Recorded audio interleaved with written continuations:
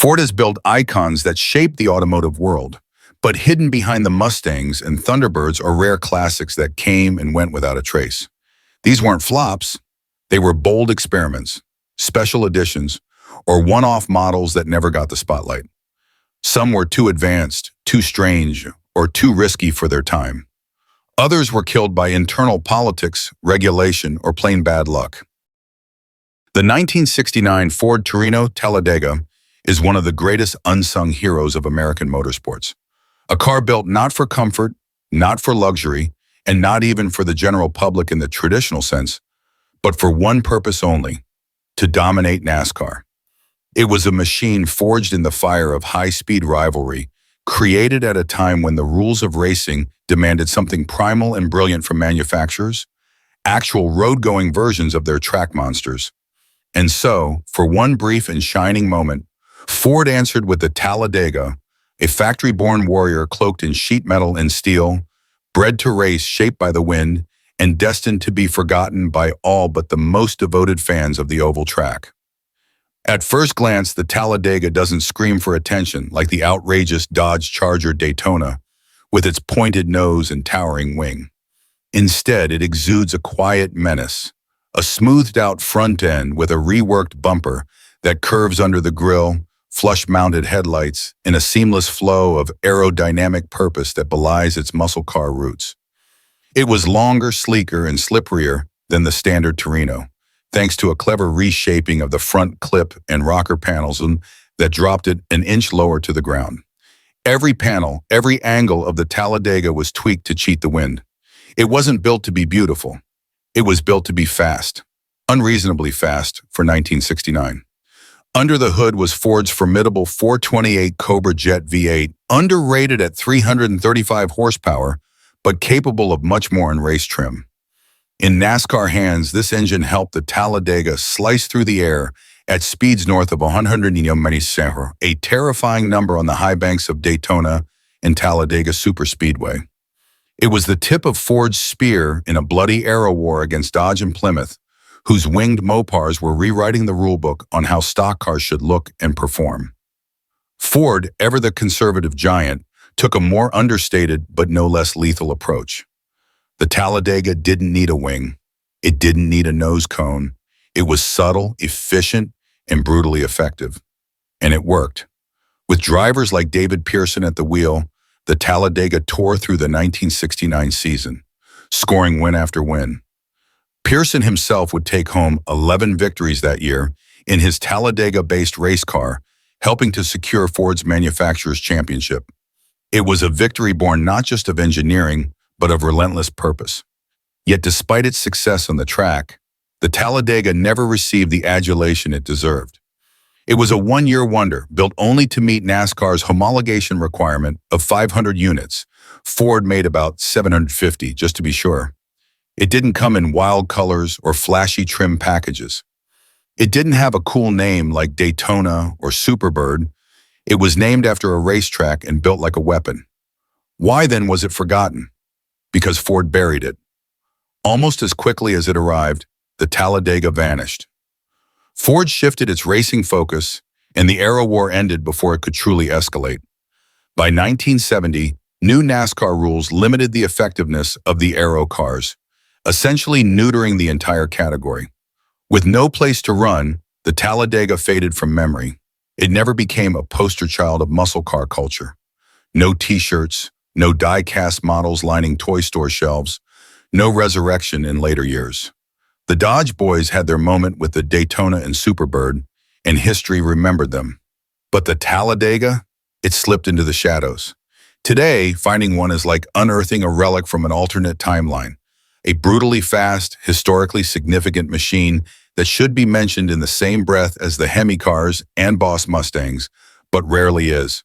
Collectors who know its story cherish it, not just for its rarity, fewer than 750 were ever made, but for what it represents. A moment when Ford, tired of losing, went all in and built something no one expected. Something so focused, so purposeful, that it won races before anyone even knew it existed. The 1969 Ford Torino Talladega is more than a car. It's a ghost from the golden age of American racing, silent, fast, and forgotten. But those who remember it know the truth. For 1 year, it ruled the tracks, terrified its competition, and showed that even without a wing or fanfare, Ford could build a muscle-bound missile that answered to no one. The 1964 Ford Fairlane Thunderbolt wasn't a car built for the faint of heart, nor was it ever intended for Sunday drives or grocery runs. It was born with one purpose, and one purpose only: to annihilate the quarter mile. In the realm of factory drag racers, the Thunderbolt stands as a ferocious, uncompromising legend. A street-legal battering ram wrapped in steel, fiberglass, and pure Detroit aggression. It was Ford's most focused weapon during the height of the factory drag wars, a machine so single-minded in its mission that it felt less like a car and more like a guided missile, one aimed squarely at the competition. To understand the Thunderbolt, you have to go back to the early 1960s when NHRA superstock drag racing was one of the hottest motorsports in America. The Big Three were locked in an escalating arms race, stuffing ever-larger engines into mid-sized bodies, building turnkey race cars that walked a razor-thin line between production legality and track domination. Chevrolet had the Z11 Impala, Dodge had its Max Wedge machines, and Pontiac had its Super Duty Catalinas. But Ford, for all its engineering might, was still playing catch-up until 1964, when it unleashed the Thunderbolt and changed the game entirely. At the heart of the Thunderbolt was the legendary 427 cubic inch high-riser V8, pulled straight from Ford's NASCAR parts bin. It was a monster of an engine, sporting a forged steel crank, high-compression heads, dual 4-barrel carburetors atop a tall aluminum intake manifold, and breathing through massive ram air snorkels feeding cold air from the headlights. Rated at a laughable 425 horsepower, widely accepted to be closer to 600, it made the Thunderbolt a snarling, shaking, fire-breathing beast that could rip off quarter-mile passes in the tens with nothing more than slicks and a prayer. But Ford didn't stop with just a big engine. The Thunderbolt's body was built for war. Engineers took the standard Fairlane and gutted it, replacing steel components with fiberglass wherever possible. The front fenders, hood, and even the bumpers were fiberglass. The windows, plexiglass, the sound insulation, ripped out. Even the sun visors and heater were deleted. The interior was bare bones, with a single fiberglass bucket seat for the driver, a rubber mat instead of carpet, and a lightweight battery relocated to the trunk for weight distribution. In every way, it was a factory car stripped of civility, refined solely for performance. Even the suspension and rear axle were reinforced to take the abuse of high RPM clutch dumps and explosive launches. A heavy-duty 4.56 rear end, special traction bars, and race-tuned suspension components meant the Thunderbolt was as serious as any purpose-built drag car. And yet, by NHRA rules, it was technically a production vehicle. This legal technicality gave Ford a golden opportunity. By building 100 Thunderbolts, a figure required for NHRA homologation, Ford handed a turnkey drag strip dominator to teams and privateers alike, creating instant chaos at tracks across America. And dominate it did.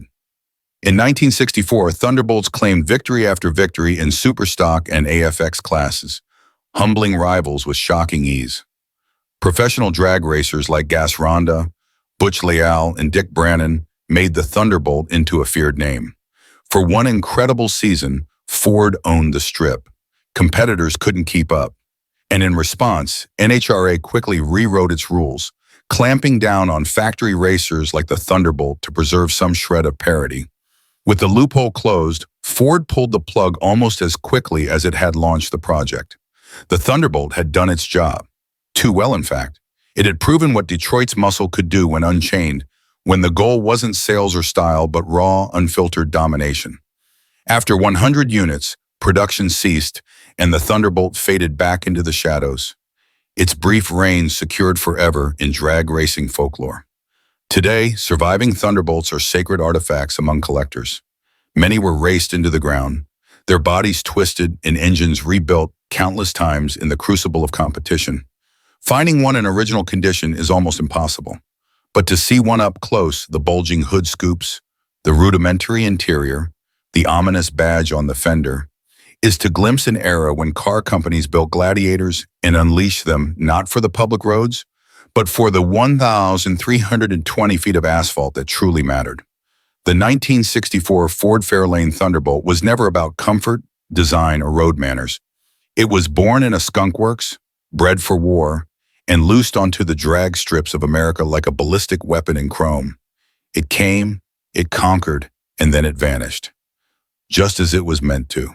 The 1971 Ford Mustang Boss 351 is the kind of muscle car that, despite its jaw-dropping capability, somehow managed to slip beneath the radar.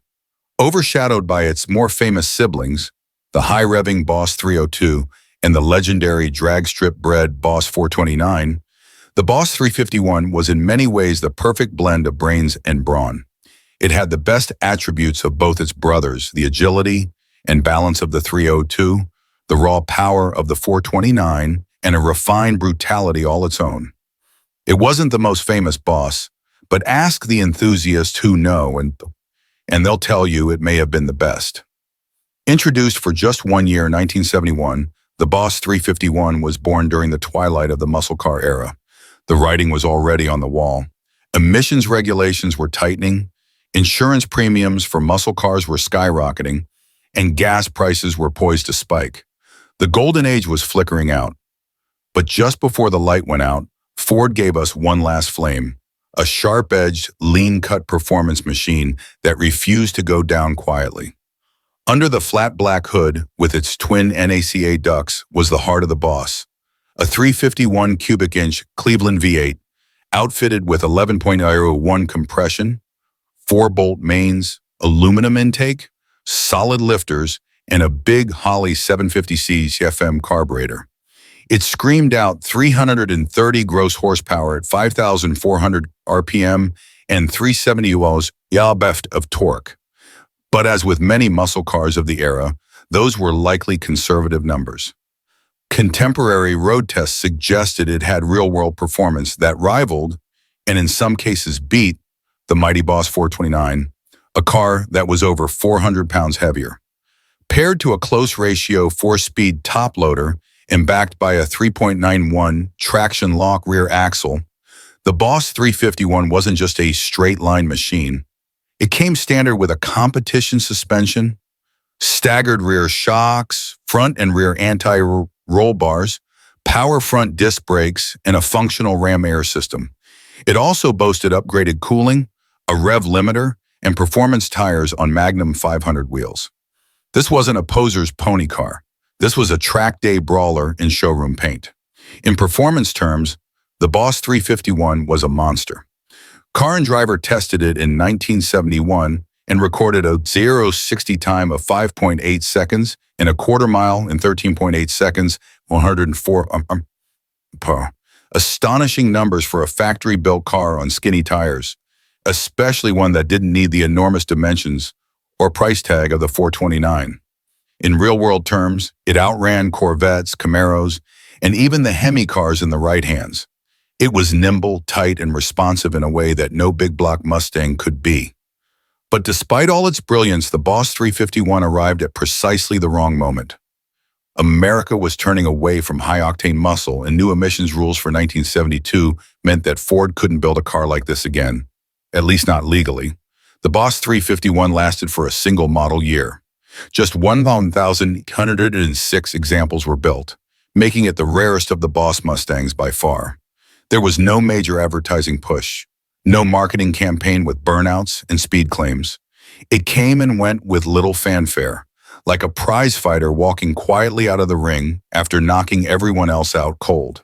Today, the Boss 351 has finally begun to earn the respect it deserved all along. Collectors who once chased after 429s and 302s are now turning their eyes to this rare and astonishing middle child, not because it was the flashiest or the most iconic, but because it was arguably the most complete. It had the performance, it had the handling, it had the look. Long nose, short deck, ram air shaker, and blacked out details. And unlike its bigger brothers, it never got a chance to fail or fade.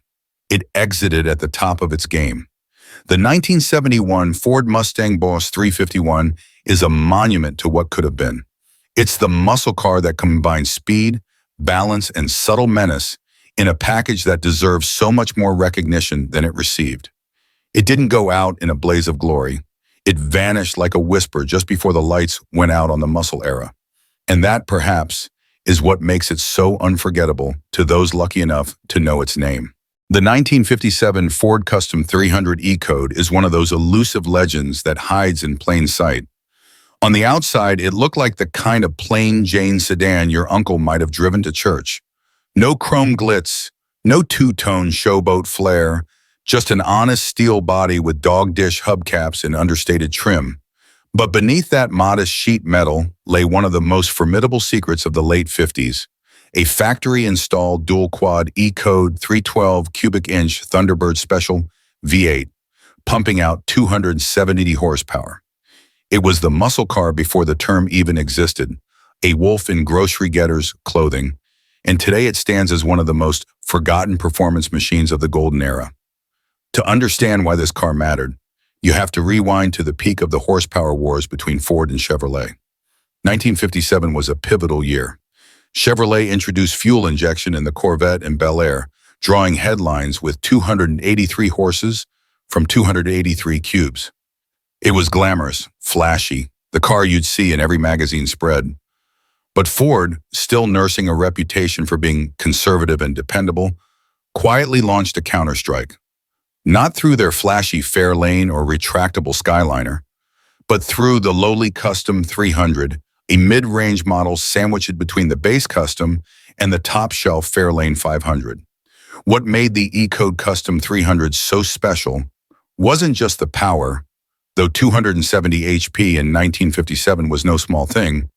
It was how the power was delivered. The E-Code engine was a high-PO 312 Y-block fitted with two Holley 4-barrel carburetors sitting atop a special aluminum intake manifold. Compression was bumped to 9.71, and a solid lifter camshaft gave it a rowdy idle and a taste for high RPMs. Mated to either a 3-speed manual or the Ford-O-Matic transmission, and often equipped with a 3.89 rear end, the E-Code turned the Custom 300 into a stoplight menace that could run with or outrun many Corvettes and Chrysler 300s of the era. But Ford didn't advertise it loudly. There were no flashy badges announcing its potency. This wasn't a halo car or a boulevard cruiser. It was a blue-collar performance sleeper, sold quietly to those who knew how to check the right boxes on the order form. Many of them ended up in the hands of drag racers, moonshiners, or working-class hot rodders who saw the perfect recipe: lightweight body, big power, low price. The Custom 300 was cheaper than a Fairlane, and that meant less weight and fewer frills. Ideal for going fast. Unfortunately, that also meant most E-Code Custom 300s lived hard lives. Few were preserved. Most were modified, raced, wrecked, or rusted away. Unlike the meticulously kept Bel Air convertibles that collectors fawned over, these cars didn't get pampered. They were tools, purpose-built, disposable in the minds of the men who thrashed them down back roads and drag strips. As a result, untouched survivors today are almost mythical. You're more likely to find a Thunderbird E-Code than one of these plain Fords in factory trim. Adding to the intrigue is how the car has been largely left out of the mainstream collector narrative. While Tri-5 Chevys became the darlings of the auction circuit, the E-Code Custom 300 became a whispered secret among hardcore Ford fans and historians.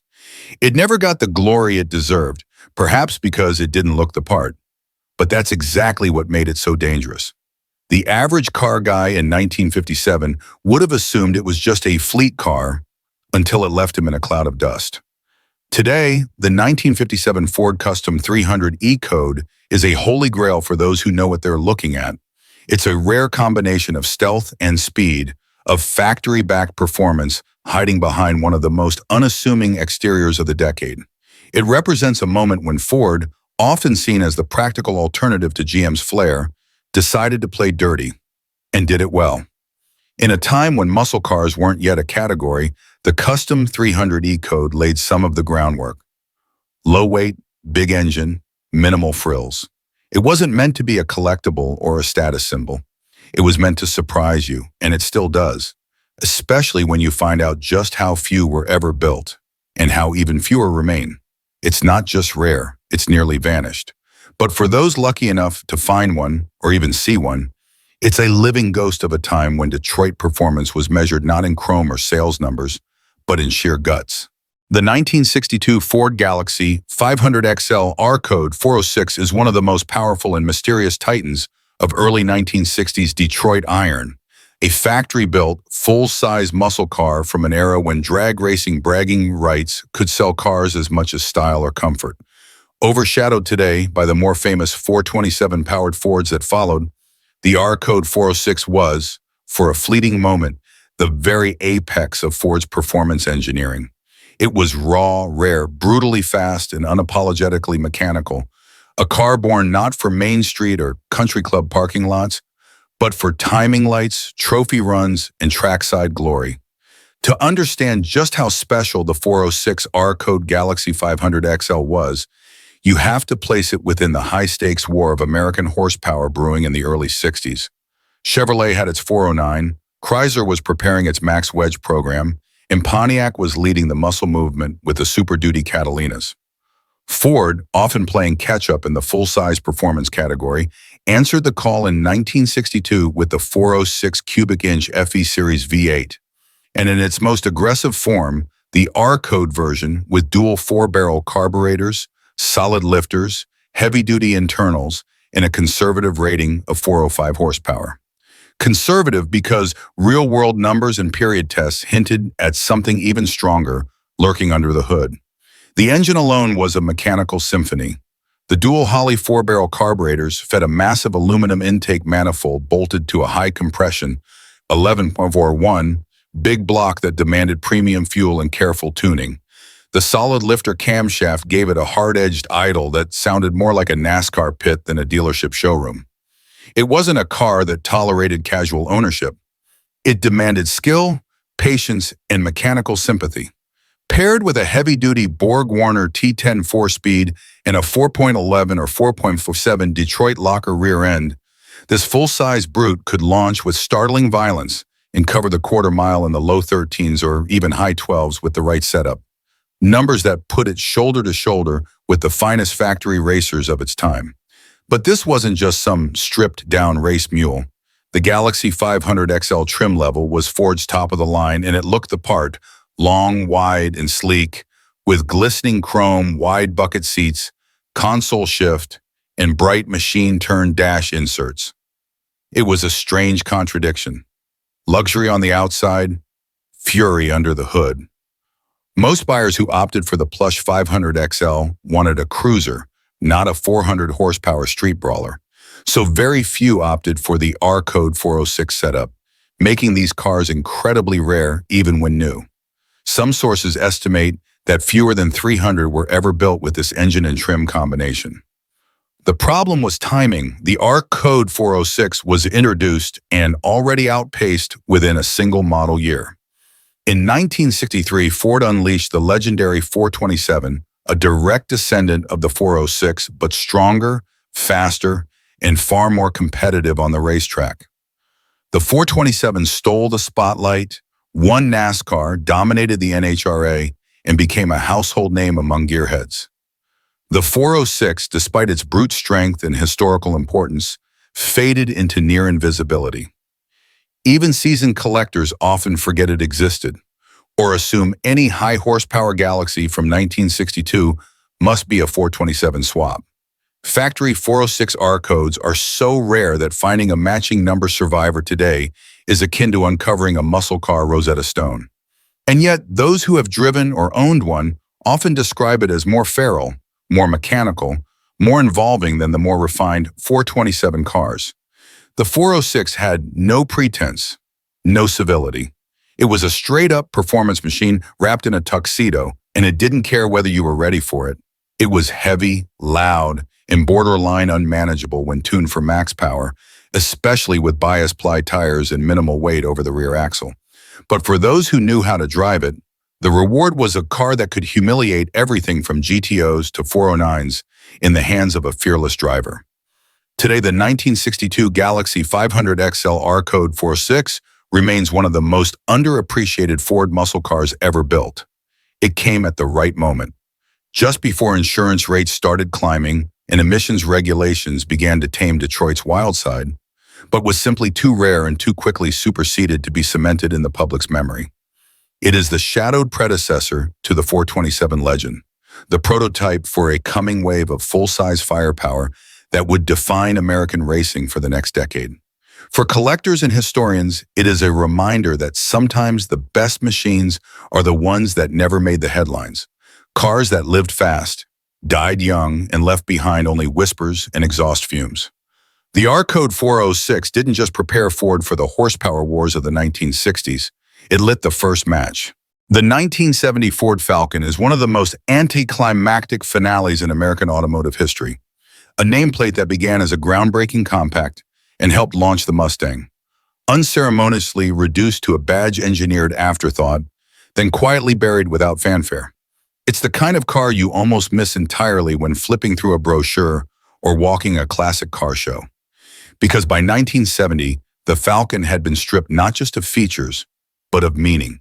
To truly understand how far the Falcon had fallen by 1970, you have to look back a decade earlier. When Ford introduced the original Falcon in 1960, it was a revelation. A clean, no-nonsense compact built for an era of suburban growth, rising fuel awareness, and shifting American tastes from us. It was small, light, efficient, and cheap, and it sold in droves. The Falcon outsold everything in its class and even served as the foundational platform for the Mustang, which took its chassis, suspension, and drivetrain and reimagined them for a younger, more style-conscious market. The Falcon was modest but essential, an everyman's car that quietly helped change the industry. But as the 1960s wore on, the Falcon lost its way. Compacts got more stylish and better equipped. The Mustang exploded into a cultural juggernaut. The Chevrolet Nova improved, the Dodge Dart evolved. Ford seemed uncertain what the Falcon should be. They restyled it frequently, sometimes awkwardly, trying to keep pace with the changing market. By the time 1970 rolled around, Ford had already decided to kill the Falcon in its original form. But they still needed a bargain-priced fleet car and a basic model to pad out the Torino lineup. So they cynically slapped the Falcon name onto a decontented version of the 1970 Torino body shell. What emerged was a car that shared nothing with its compact predecessors except the badge. The 1970 Falcon was now a mid-size car with few frills, fewer options, and even less identity. It came only as a 2- or 4-door sedan with a plain Jane interior, basic trim, and few engine choices. You could get the 250 cubic inch straight 6, or if you squinted hard and asked nicely, a 302 V8. But don't expect any of the performance edge found in the rest of the Torino line. The 1970 Falcon was built for fleet buyers, taxi companies, government agencies, budget-minded customers who didn't care what they were driving so long as it had a warranty and 4 wheels. There were no marketing campaigns, no Super Bowl ads, no press photos with smiling families or young couples packing for a road trip. The 1970 Falcon was a placeholder, a ghost, a name with no identity. In fact, many buyers didn't even realize they were buying a Falcon. The car bore only modest badges and was completely overshadowed in the showroom by flashier Torinos and Mustangs. Even in Ford's own literature, the Falcon received minimal attention. It was produced for just a single model year in this form, then vanished, replaced by a new, entirely different platform, the Pinto, that would carry Ford's compact hopes into the 70s. Only around 27,000 1970 Falcons were built, and most lived short, anonymous lives in fleets or as second-hand transportation. Because of their plain appearance and working-class duty cycles, few were preserved. Today, survivors are almost non-existent, and even among Falcon enthusiasts, the 70 model is often forgotten or dismissed. It has little collector value and almost no nostalgia appeal. It's remembered not for what it was, but for what it wasn't. A tragic footnote to a nameplate that once stood for innovation and success. In the end, the 1970 Ford Falcon died not with a crash, but with a cough and a shrug. It was the last breath of a once great idea repackaged as an afterthought, ignored by the public, and swept into the dustbin of history. The Mustang may have stolen the Falcon's platform, but it was Ford that stole the Falcon's dignity. And by the time the badge came off, almost nobody noticed, which might be the saddest legacy of all. The 1968 Ford Ltd. Country Squire 428 Cobra jet wagon is the kind of car that sounds too outrageous to be real. A full-size wood-paneled family station wagon with the heart of a drag strip monster.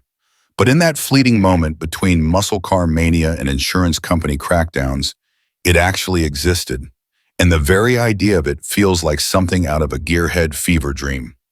8 seats, 3 tons of metal, fake wood grain, and a fire-breathing 428 Cobra Jet V8 under the hood.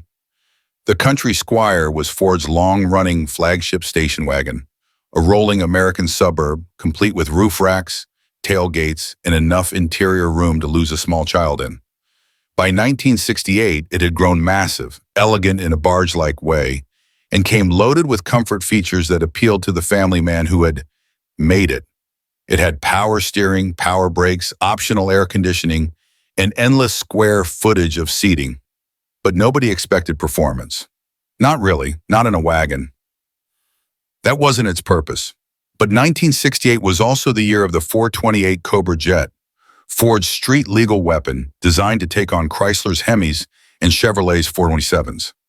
Originally created for the Mustang and Fairlane drag racing programs, the Cobra Jet 428 was officially rated at 335 horsepower. But in reality, it was pushing over 400. It was a torque-rich, asphalt-wrinkling big block made for low ETEs and high drama. And thanks to Ford's surprisingly liberal special order policies in the late 60s, some madmen realized, hey, what if we drop that engine into a Country Squire? And so it happened, quietly and rarely. A small handful of Ford customers, either savvy dealers or true performance freaks, managed to special order the 428 Cobra Jet engine in full-size wagons like the Country Squire. These were not stripped-down sleepers either. These wagons still had all the trimmings: plush interiors, rear-facing third-row seats, automatic transmissions, AM radios, the whole suburban dream. Except they could also annihilate Camaros and Roadrunners at stoplights while hauling a week's worth of groceries and 3 generations of family. Imagine the looks on the faces of muscle car drivers who pulled up next to one at a red light, grinning at the faux wood paneling and assuming they'd dust this dad mobile without effort, only to be left in the wake of a thundering 428 cubic inches of fury. These wagons weren't just fast for a wagon. They were genuinely quick in a straight line, thanks to the same power plant that turned the Cobra Jet Mustang into a drag strip icon. And with the right gearing and traction, a well-tuned Country Squire Cobra Jet could pull mid to high 13s into the quarter mile, in a station wagon, in 1968. Of course, these were never production line models advertised in catalogs or showroom posters. You had to know what to ask for. Many were built through Ford's DSO, Domestic Special Order, system, and documentation is sparse. Estimates suggest fewer than a few dozen were ever made, maybe as few as 10 or 20. No one knows for sure, and because they weren't collectible at the time, and were usually driven hard by the rare few who understood what they had, most were eventually wrecked, junked, or quietly retired. Some had their engines pulled and transplanted into more appropriate muscle car bodies. Others just rusted away behind garages and barns, the fake wood siding peeling off like the memory of their wild potential. Today, they're almost mythical. An original, numbers-matching 1968 Country Squire with a factory 428 Cobra Jet is one of the rarest unicorns of the muscle car era, so obscure that even seasoned Ford collectors have never seen one in person. A few may still exist, hidden in private collections or waiting to be discovered in forgotten corners of rural America. When one does pop up, it stuns onlookers. A station wagon that could outrun a GTO, wear a trailer hitch, and drop the kids off at school in the same afternoon. It was the ultimate stealth weapon, muscle wrapped in domestic disguise, performance hiding beneath PTA respectability. And it stands as one of the most insane, brilliant, and wonderfully pointless special order creations in Detroit's long, strange history. The 1968 Ford Ltd. Country Squire 428 Cobra jet wagon didn't just haul cargo, it hauled ass and did it with class, irony, and just enough wood grain to make you question everything you thought you knew about the golden age of American performance.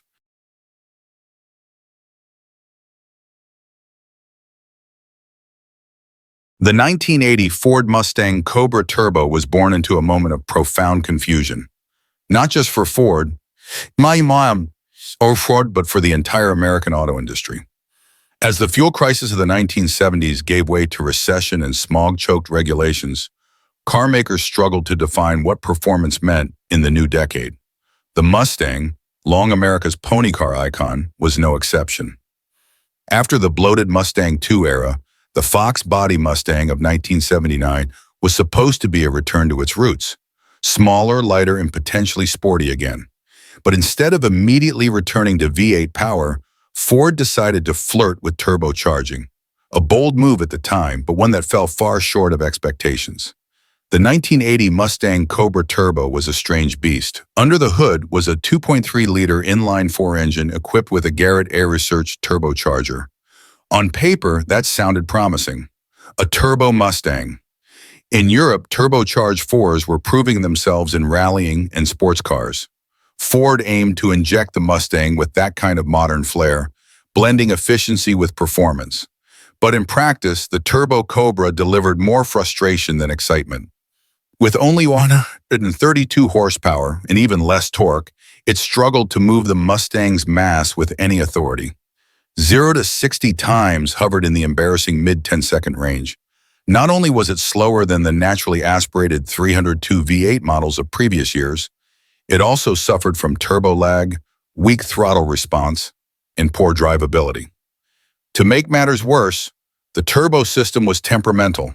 The carbureted setup, yes, it was a turbo with a carburetor, an awkward transitional technology, didn't respond well to heat or altitude.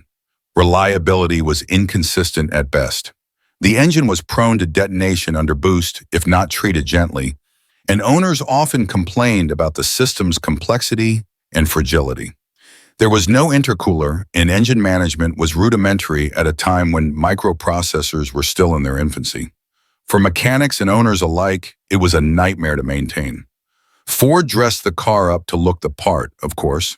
The Cobra package added blacked-out trim, bold decals, hood graphics, sport wheels, and a more aggressive stance.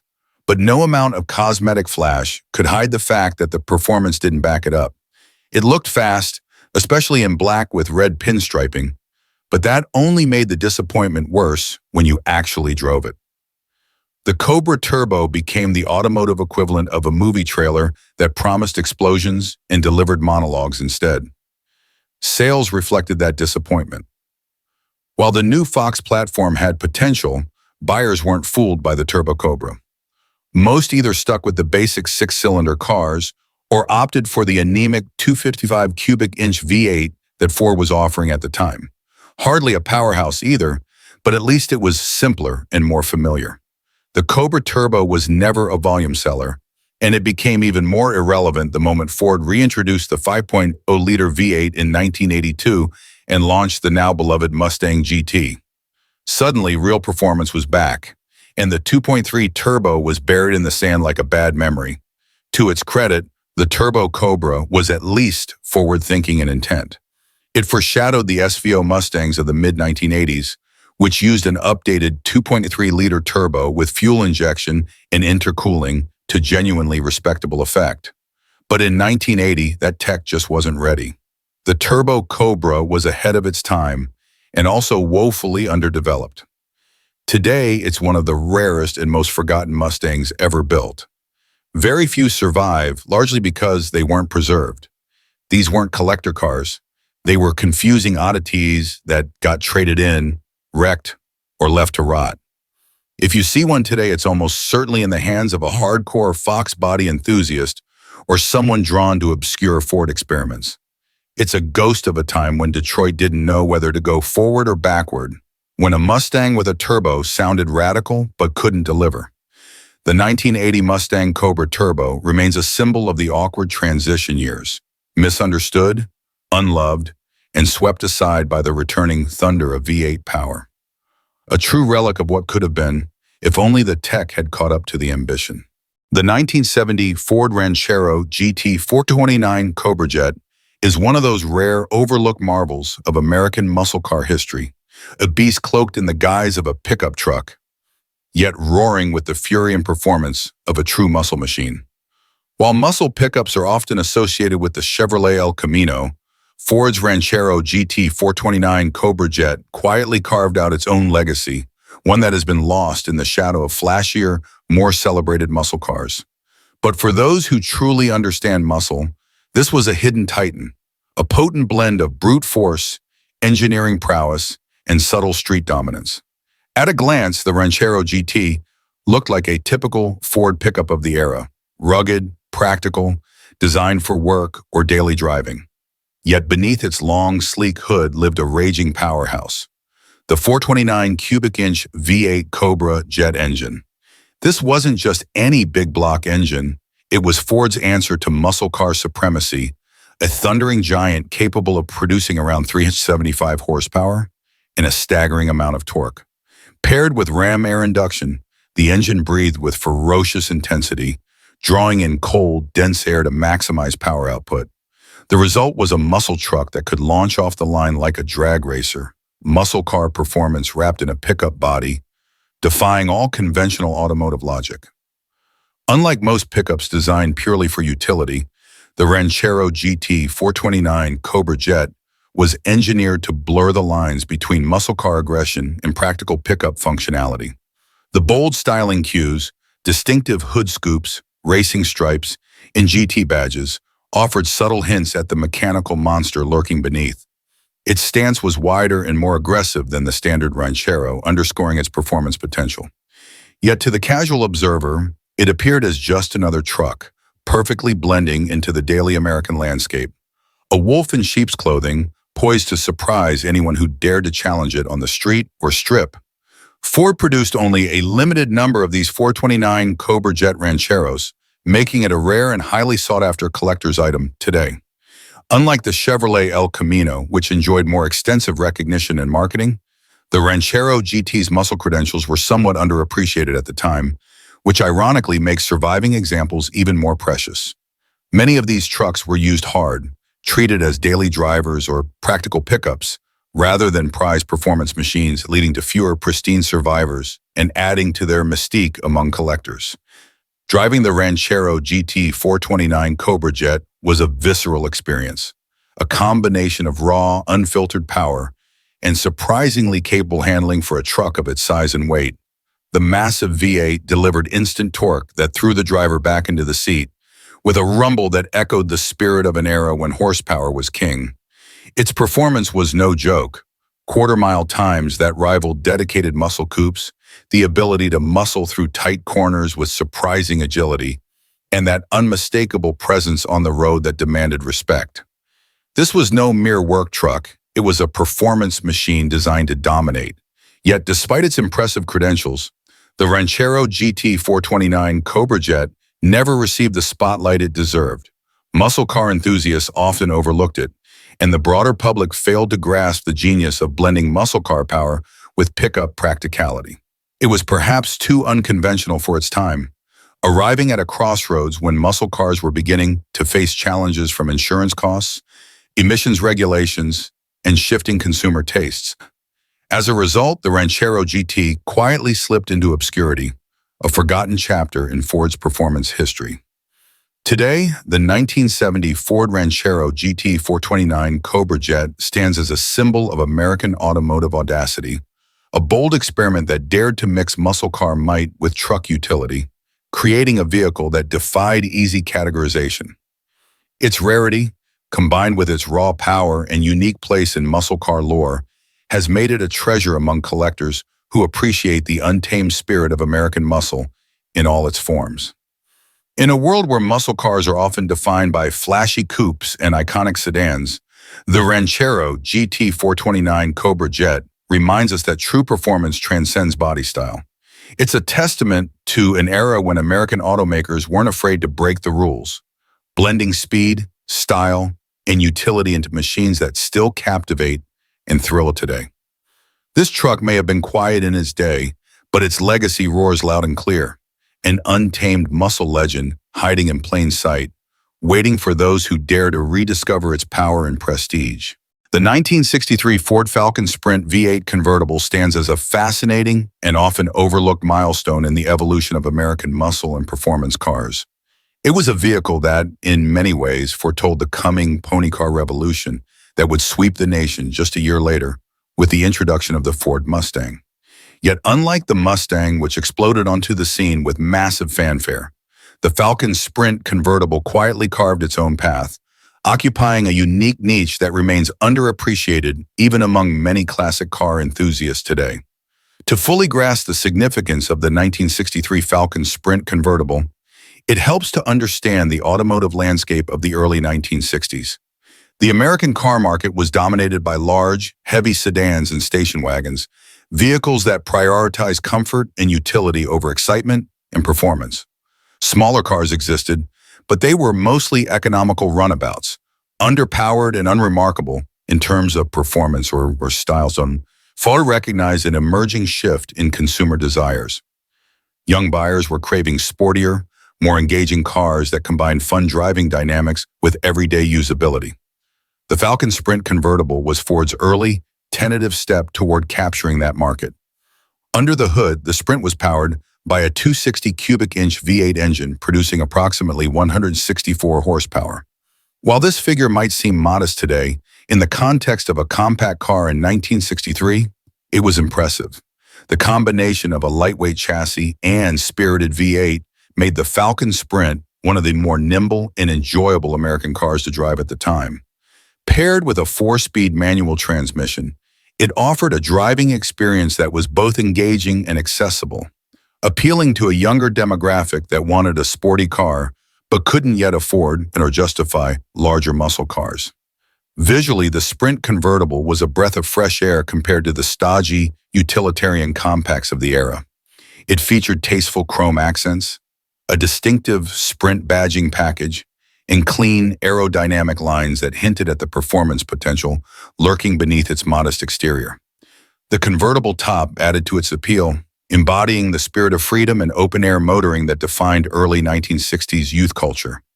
Its size made it perfect for city driving and weekend cruising, while its V8 heart gave it enough power to hold its own on highways and back roads alike. However, the Falcon Sprint convertible was also a victim of unfortunate timing and corporate strategy shifts. In April 1964, Ford launched the Mustang, a revolutionary car that offered more power, more style, and a more defined identity. The Mustang immediately captured the imagination of the public and became a cultural icon almost overnight. As a result, the Falcon Sprint convertible was quickly overshadowed, its sales declining sharply as Ford funneled resources and attention into Mustang production and marketing. The Falcon, once a hopeful, sporty compact, was relegated to the sidelines and soon phased out. In retrospect, the Falcon Sprint convertible can be seen as a crucial stepping stone in Ford's journey toward muscle car dominance. It was a car that showed Ford's willingness to innovate, to experiment with smaller, sportier vehicles that appealed to a new generation of drivers. It bridged the gap between the slow, heavy sedans of the 1950s and the muscle and pony cars that would define the late 1960s and early 1970s. Its rarity today, especially in well-preserved original condition, makes it a highly prized collector's item, a tangible reminder of a pivotal moment in American automotive history. Driving a 1963 Falcon Sprint convertible now is an evocative experience. It combines classic 60s styling with a spirited V8 engine and surprisingly agile handling. The open top invites a connection with the road in the era, while the modest but lively engine performance delivers a genuine sense of excitement that few compact cars of its time could match. It offers a unique blend of nostalgia, style, and performance that captures the essence of the early muscle car era before the term muscle car even existed. Ultimately, the 1963 Ford Falcon Sprint V8 convertible deserves to be remembered not as a mere precursor to the Mustang, but as a bold, standalone expression of early American muscle and sporty driving enthusiasm. Its place in history is that of a trailblazer, a car that quietly hinted at what was to come, one that deserves recognition for its role in shaping the future of performance automobiles. For collectors and enthusiasts, it's a rare gem that embodies the excitement, optimism, and innovation of a transformative era in American automotive culture.